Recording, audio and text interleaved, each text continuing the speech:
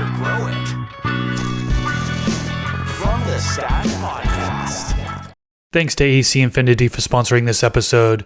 They have the best grow tent kits on the market today.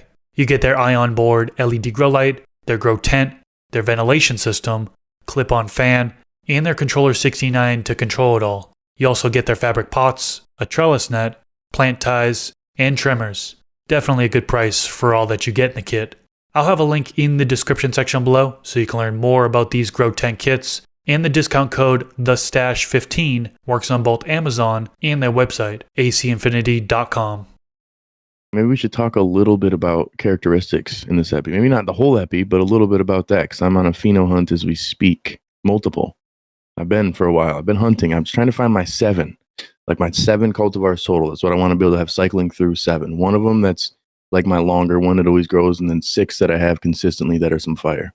And I think that's my goal, but I've been struggling finding those cultivars that hit. You know, the keepers for me right now, I've got the Sherb Cream Pie, I've got Chill Out OG, and I've got Chemistry. And those are the only 3 like I'm keeping for sure. So I'm hunting through this wedding cake cross with 4DD from People in the Stairs Genetics, and then a Sherbanger from Boston Roots and Bloom Seed Co. or Bloom Co. I don't know if that's Bloom Co. I think that's just what it is, but it's Boston Roots Genetics, great crew, and I just haven't really found what I've loved. You know, like the ones I had that were killer. I think I was grass is greener on the other side mentality, and I haven't really found anything that hits like I really wanted. You know, that never-ending journey, man. Man, I'm mostly looking at, how the plant grows. Of course, number one, right, is like I'm looking for it to be covered in trichomes. I'm trying to stress it out so I can see that. I'm seeing how the fade is on the plant towards the end of the grow. Is it going to be mostly green? Feeding all the way up to the end, for example, or organic? Are we going to see mostly green leaves still before harvesting when the trichomes are ready, or is there going to be a nice fade to it? Then in the effect side of things, it's so tough. I probably don't have the most favorable approach to go about it, but it's just what the plant gives me. What am I getting out of it type stuff on the effect side of things. So I feel like I don't have any control over any of that.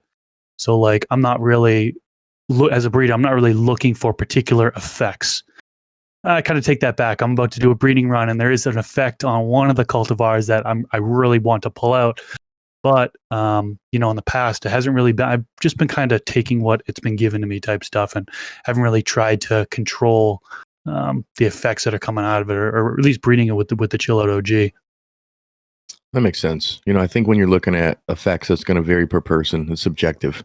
The argument of indica and sativa and hybrid, I think that's more botanical. And science has, science is always subjective too. People will believe in one theory versus another for some reason. But there has been studies that prove that you can't test for sativa, indica, or hybrid in terms of the cannabinoid. So the effect is subjective. I really do think that. But if you find something that consistently has this like narcotic sleepy effect or an uplifting, you may be able to kind of find another group of people who have that similar endocannabinoid system. But I think it varies per person. So it's hard for breeding for effects. You know what I'm saying? Yep, I know what you're saying. I'm dying over here, man. Yeah, I was just recovering a little bit. Yep. Yeah, what I'm looking for in a good hit. You know what I'm saying? Grow style is very important to me. We've all grown a ton of different cultivars, and we've had good stuff, bad stuff, and we've had really good stuff that's really difficult to grow, whether it's prone to stress, something like that Dreadnought that I had, or Diesel in general, whether it's small kind of light buds. There's a number of genetics out there that don't give you the fattest buds. Northern Lights is one that comes to mind right off the top of the bat. Always great, always resinous, juicy, but you're not looking at massive colas.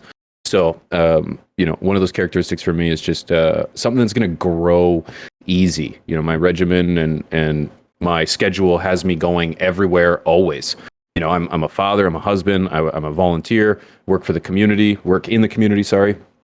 and trying to get into the garden every single day is difficult. I can do it, but I don't always want to have to work when I'm in there. So I'm looking for a genetic that's going to be easy to grow. Doesn't need a whole lot of manipulation. If I am going to get in there and manipulate it, I don't want it to be prone to stress. I don't want hermaphroditic tendencies, particularly stress related. So something that's very favorable and easygoing is something that I'm looking for. Not looking for a challenge here, you know, That makes like a good sense. Pineapple Express or something.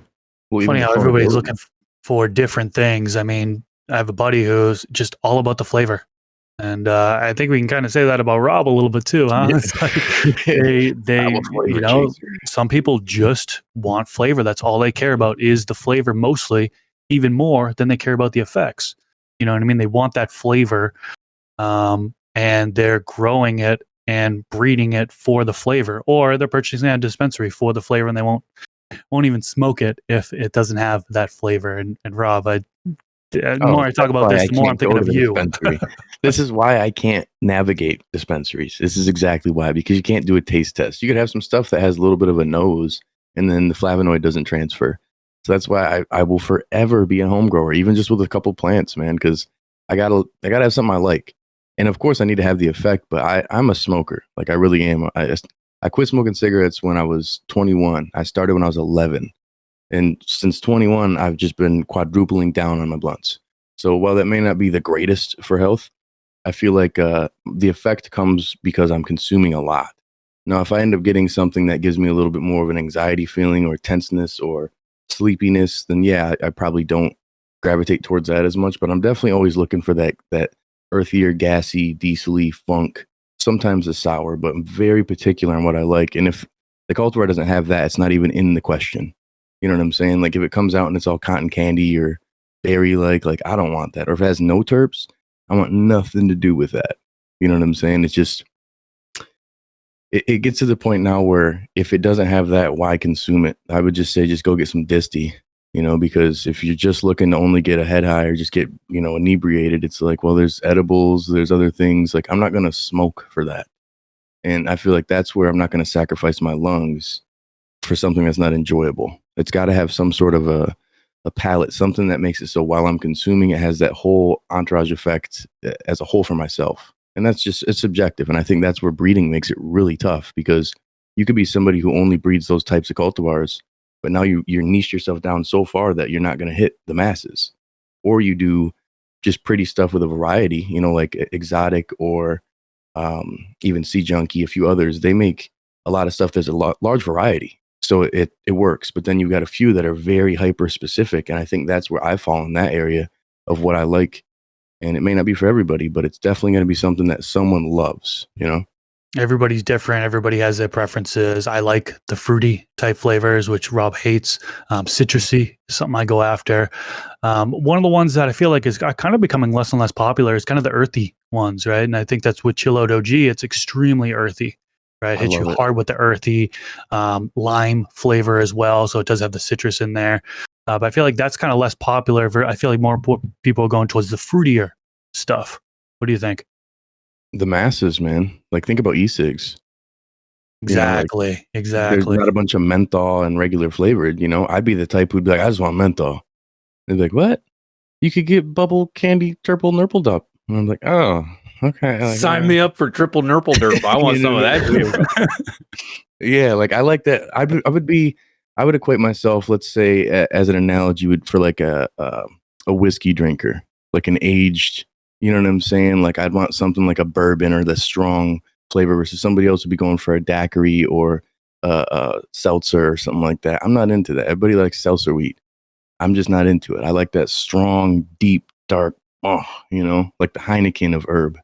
That's what I'm into. And it's so not for everybody. And I feel like the more I consume with other people, the more I realize that, because stuff that I'm like, this is fire. They're like, oof, that's like a skunk. I don't like that. Ew, I don't like that. Stinks in here. Yeah, it's like, I don't know. It's definitely preference. And I've learned to appreciate more stuff over time. But like, prime example is like the orangeade. I mention that all the time. Like, Wink and Trey, they'll get down with that all the time. Myself, I can smoke a little bit of it, but I could taste a little bit in a blunt. You put the tiniest bit, I'm like, orangeade? Or like Orange Skittles from Franklin. Like, that was the same thing. Everybody else loved it. I hated it. I knew it was fire, that taste, but I hated it. Yeah, that It's all taste. subjective. It is very subjective, because again, that's where the three of us don't align whatsoever. You know, I don't give a what it tastes like. Don't care. It could taste like dirt. It could taste like ass. But if it's gonna smoke me in the face if it's going to give me a feeling of confidence and security and, and health and rejuvenation and motivation and enthusiasm, don't give. So it's like, I don't like that orange taste either. Like, I don't like it. Like, I'll have like a bowl of it and I'm like, nah, I'm good on that. Only because that taste like lingers and it's like, bleh. Yeah, I can appreciate that it's fire. Like that someone's going to have and be like, wow, that's It might be. Yeah. But that's it's not one of my those. fault. Like, I just can't keep that as a stash. There's a ton of smoke that has that. The criticals, your critical mass, critical hog, critical. It also has that orange citrusy taste that is very, very tough to swallow. But yeah, I don't care. Don't care if it's sweet. Don't care if it's funky. Don't care if it's gas or skunk or carpet. Don't care. I'm totally looking for something to hit me in the face to set me for my day. I'll chase it with a Red Bull. I'll chase it with a coffee. I'll chase it with a, you know what I mean? I'll be fine. Flavor. I'll be fine. Yeah. So yeah. Why smoke it? To get high. And to continue with the alcohol reference, your whiskey, I drink to get drunk. You know what I mean? You're gonna put a daiquiri in front of me. You're gonna put margarita in front of me. You're gonna I'll just drink it to have a good time. Don't care. Yeah. Chug it. Let's go. I think we are the perfect Neapolitan of herb, because it's like we all have our preferences, but the most open to every palate or different things. I love that you're able to have that because you can enjoy anything. It really sucks when you've got that type of snob like palate. Because for me, I don't enjoy everything. If I'm somewhere and somebody rolls something up, if it's in a blunt and I'm like, is that a Swisher? Or like, oh, what flavor? Like, I'm so critical, man. It's so tough. Or like, I'll take a hit and it's some real lemony stuff. Like, oh man, I'm all right. I appreciate it. And it's like, oh, but you're a real stoner. It's like, yes, but the days of scraping my bowl for resin and just anything to do it are gone. Oh, those days, that'll never happen again. I don't care. Well, I know, but it's like, I'm just saying, like, I'll get down and dirty with a lot of shit, but resin ain't one of it. You know what I mean? This is the reason I clean my bong every day. It's like, ugh. Anyways. Well, that's my point. Is I feel like now we're to the point where we can get picky. This far into the game, we can get picky, and you don't have to. You could be somebody who takes whatever, but if it's real bad quality, you're not going to consume it. I mean, how much random old product do you have, P? It's not like it's bad quality, but you don't like it. I don't like it. Yeah. It just didn't do it for me. Yeah, and no hit in the face. If you had nothing, like I'd smoke 20 it years ago. Oh, dude, I'd smoke it. I never had a random bag. Never. I never had random pucks around the house. Like that was never a thing. But now I just have an endless amount. Like shout out high again. We've all become, majority of us who are consumers and growers because of that fact, especially as a grower, because once you dial it in and you've watched, Mr. Grower, Pigeons 420, maybe even CLtv, and you learn some things and you've gotten to the point where you've gotten your garden down, you can't maybe CLtv pioneer out here. Maybe. Anyways, continue. You can get super picky on what you like. And I think that's where you get to that next level of where Chris is going and breeding. And it's like, how can I take some of these things that I like and take it to the next level and maybe let the masses experience it? And that's where I think it's harder because that subjective part that you're looking for, unless you're going to be the jack of all trades and the master of none, it makes it so it's hard. It's like, hey, am I going to hit every, part of the rainbow in terms of flavors and growth and this and that, or really master something? And that's where I love how you've taken the approach with Chill Out OG is you've gotten that cultivar tight. So you kind of learn how to build from there. You know what I'm saying? Instead of just throwing a bunch of pollen out and seeing what you get and like, well, someone will like that. It's like, make sure at least it's quality enough to go before it goes out there, because that's the next level of, I think, the evolution, like we talked about in the clip from yesterday, or whenever you see this on our channel, that the evolution of our plant is going to be in genetics. I really do feel that way. And I think the more of us consumers who are picky instead of the non-consumers who are breeders somehow, I think that's going to be the next step in this industry and community. Before we move on from the flavor real quick, I have to ask the audience, man, you guys tune in on YouTube, comment below and let us know what flavors you look for, what you look for in their plant. I have a feeling there's going to be somebody who's just like, it's effects for me. They don't care about the smell or taste at all. It's just effects. And then if you are into flavor or smells, like, what are you looking for? Let us know in the comments. I love reading through it. I want to see just a variety. I'm sure we're just going to see so much. Yeah. Over here on Twitch too. Like I'm reading over here. If you guys don't know, if you're listening somewhere, you're watching on YouTube, on a replay of this. This was live, and you could have been here for the vibes. Today's Wednesday, weirdly enough, but normally every Thursday over on twitch.tv/from the stash, we're live and direct. If you're following us on social media, you'll know when we're live. So that's the biggest thing. Because you got that notification bell set. Okay. Absolutely. Yep. So I wouldn't say pushing past the flavor because it's still in the conversation. So when you're taking consideration for breeding, is that a big factor in the flavor? Like, do you look into that at all? Because it's tough as a male. Because that's going to be a different characteristics you're going for. But in the mother, do you ever bring that in as like, man, this flavor, if I can get this to translate or to carry on or even mix with this, that's my goal? Or is it just the growth?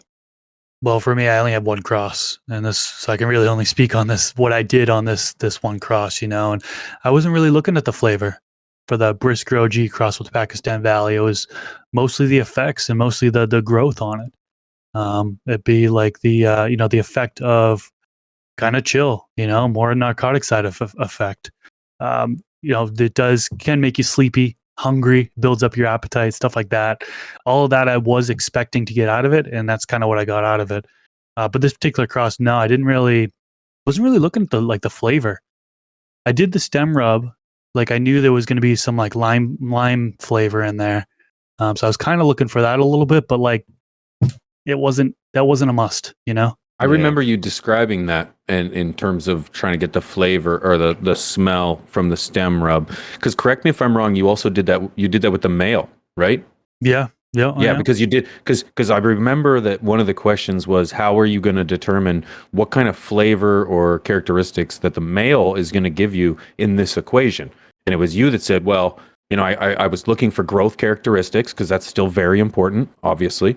But I was rubbing the stem to try to get an idea. Of course, it's not gonna be 100%, but I can honestly say that, aside from that chlorophyll, like that smell that's there, when you do rub, there's some, I wouldn't say flavonoids, it would be more like cannabinoids. The terpenes. The terps, that are coming off, and they resemble the final product in a very minute manner. Like there's some correlation there. So. Dude, that was you that taught me that.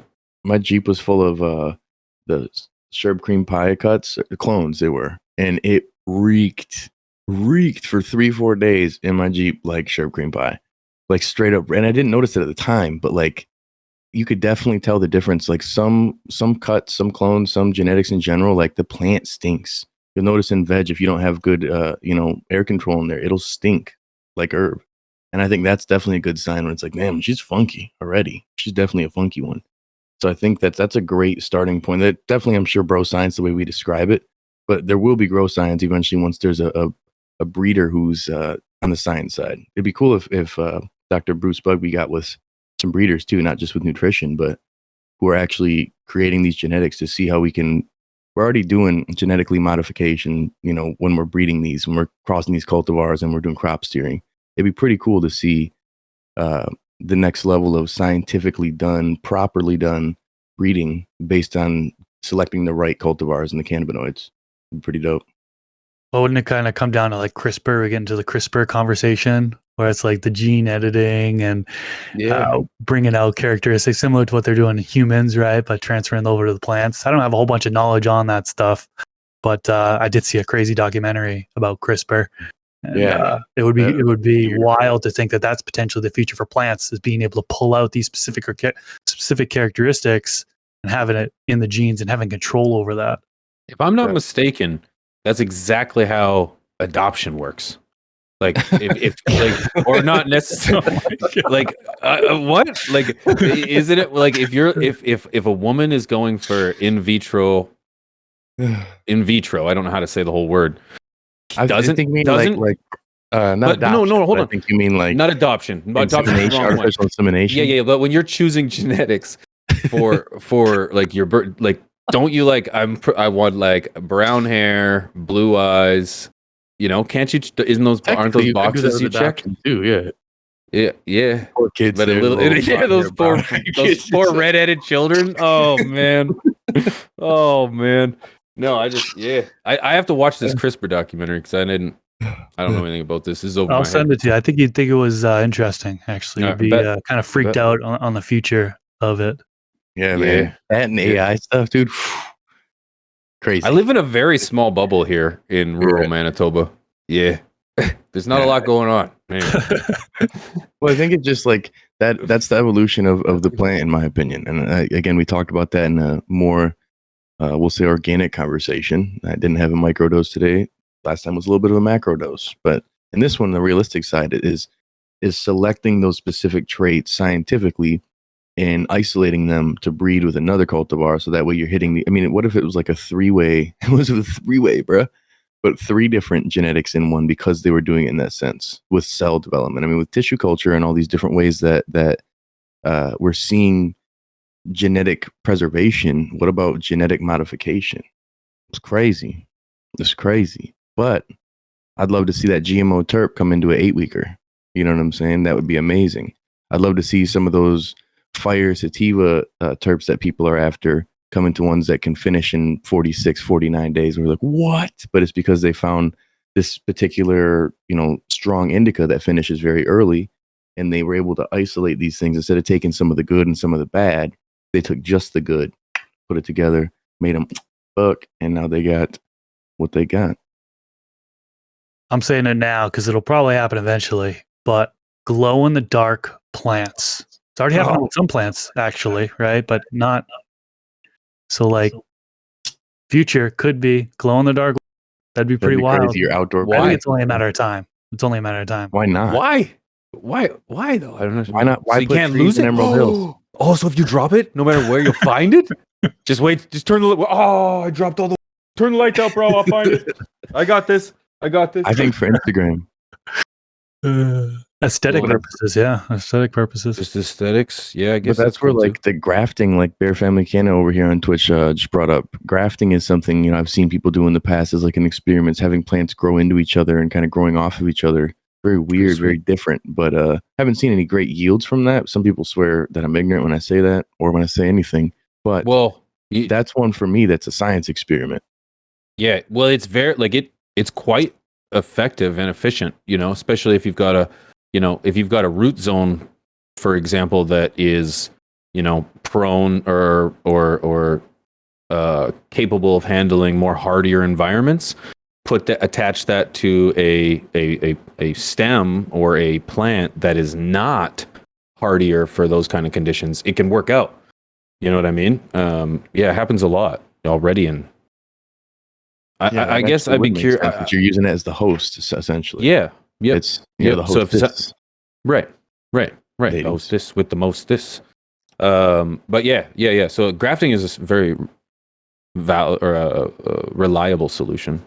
I think that's where the more the pioneers of this game, and a lot of it's going to be the home growers, and eventually once there's more scientists who can do these experiments, but it's trying stuff at home and seeing what works, and then putting some data behind it, getting some tests done, and seeing if it actually is applicable, and it's not just pseudoscience type stuff. And it'd really be cool to see that being the next step, because we've said before, like, what's next? Is it lighting?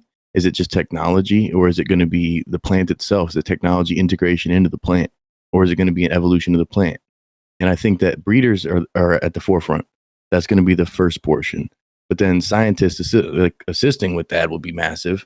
But for right now, it seems like there's a big separation unless there's a lot of money involved. It's not, the medical side has kind of gotten boring, it seems. No one really talks about that anymore. It's like, yeah, we just kind of snuck that in. It was our Trojan horse. We just want to get baked.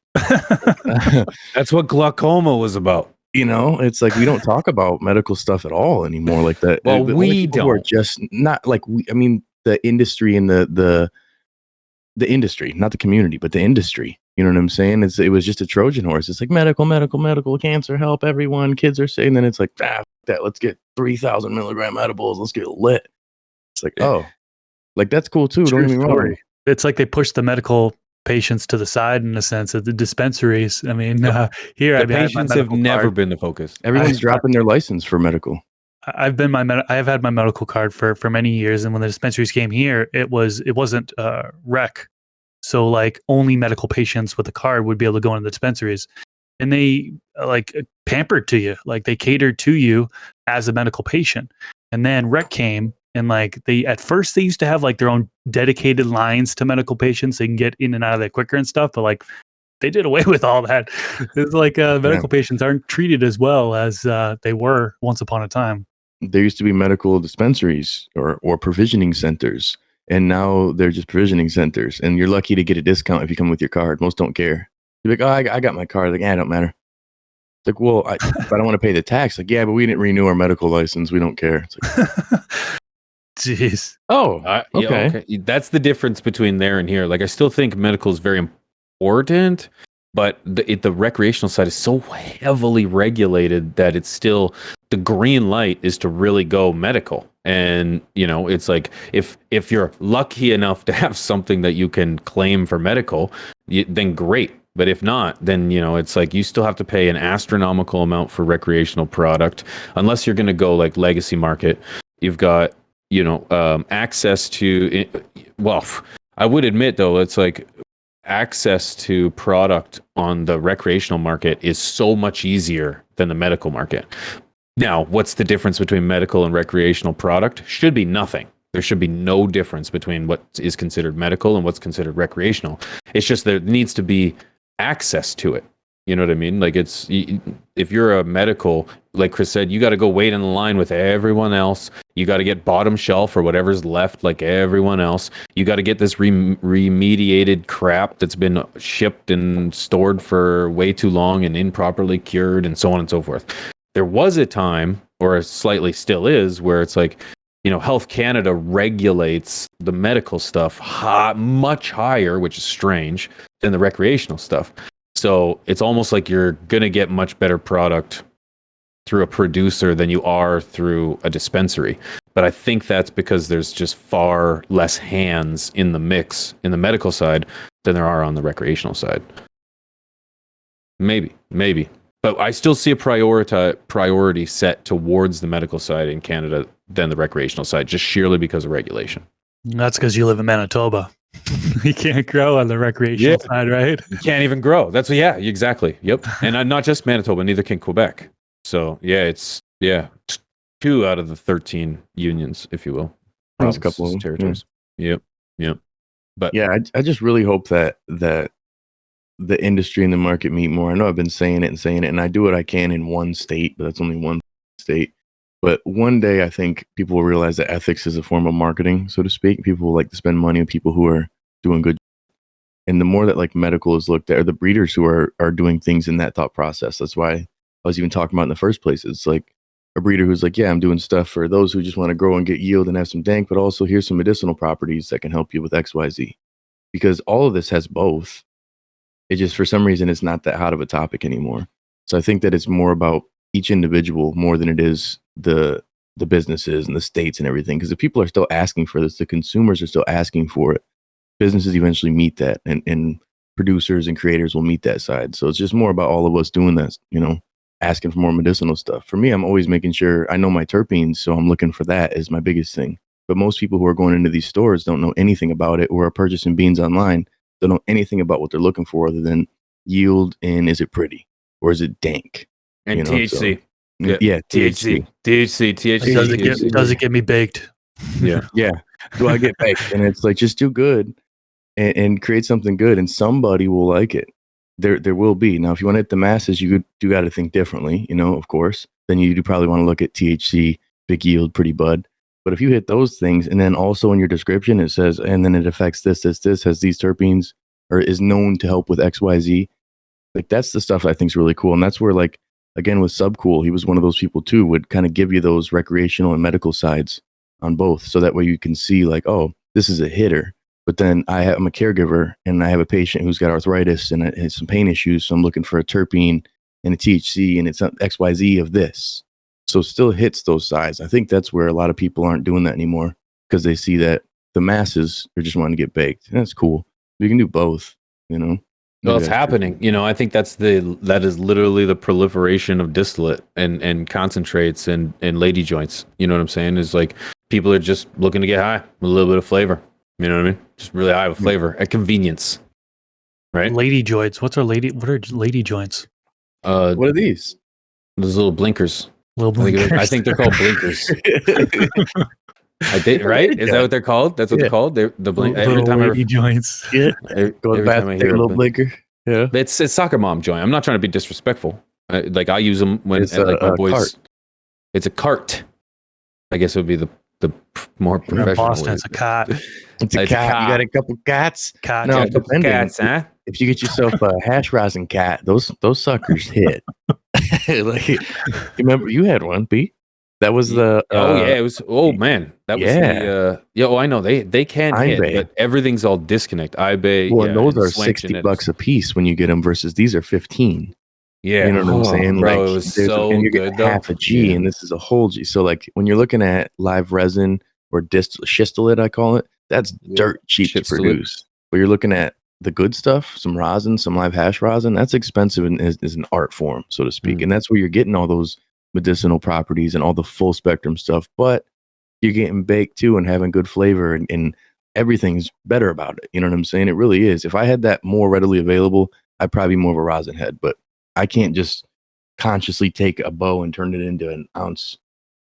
No way. No, that's just crazy to me. It's crazy talk. I smoke way too much, man. Like, So poof, gone, and you'll have that gone in a week. it was like, look at dude, look at the color. It's like, yeah, it's great, but I Now smoke it's a gone. lot.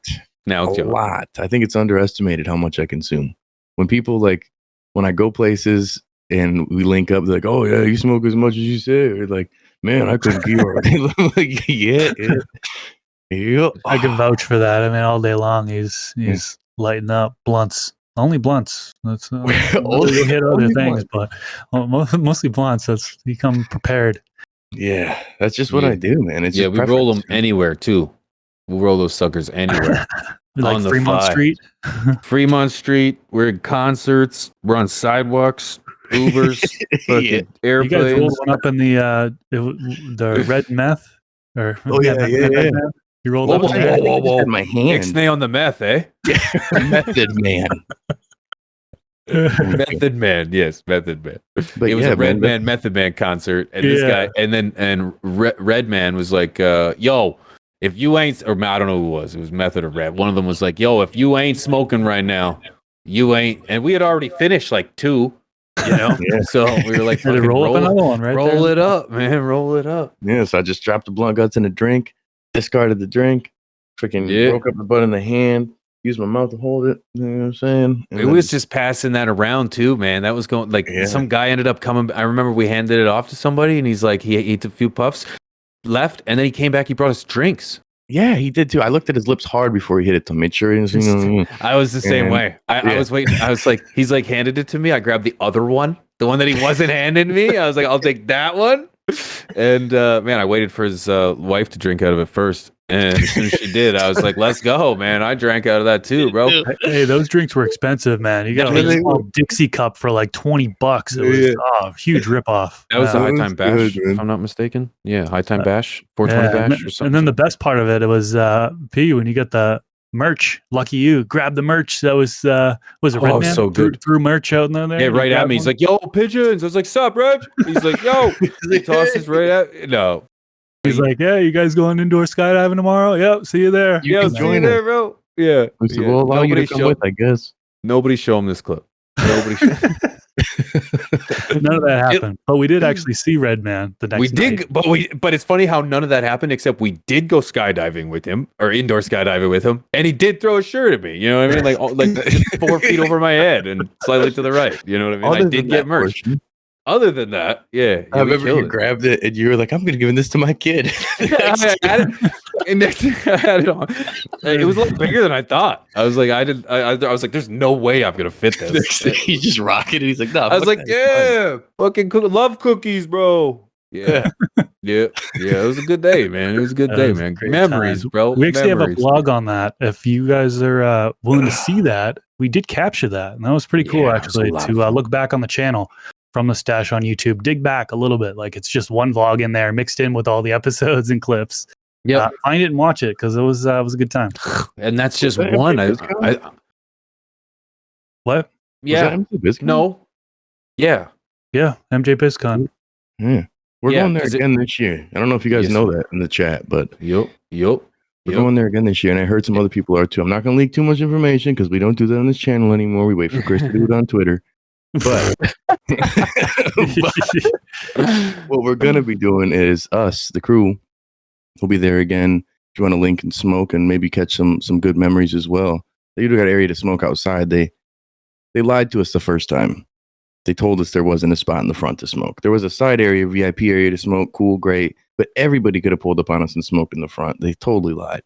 So this year, we can pull up in the front and smoke. Yeah, pull up in the front. We're gonna make it work. I smoked out front like 10 times. Real quick though, let's say goodbye to YouTube though, because this is a great conversation. I think we could smoke about it afterwards. If you guys are watching this on YouTube, we actually record these live on Twitch every single week. Come join us. Typically Thursdays. Today's it's Wednesdays, but you're gonna hit that notification so you know exactly when we go live. Twitch.tv/FromTheStash. Come check us out. Come have an impact on the conversation, and come talk about it with us afterwards, because that's probably one of the best parts, and that's where we're going to carry on this conversation. Guys, I'm Pigeons, Mr. Grow It, Rob from Lifestyle TV, and Wink TV. from your Wifestyle TV. We got Wink running the P's and Q's in the back. We appreciate you. If you're still on Twitch, stick around. But I think we're out of here, guys. Peace. Peace.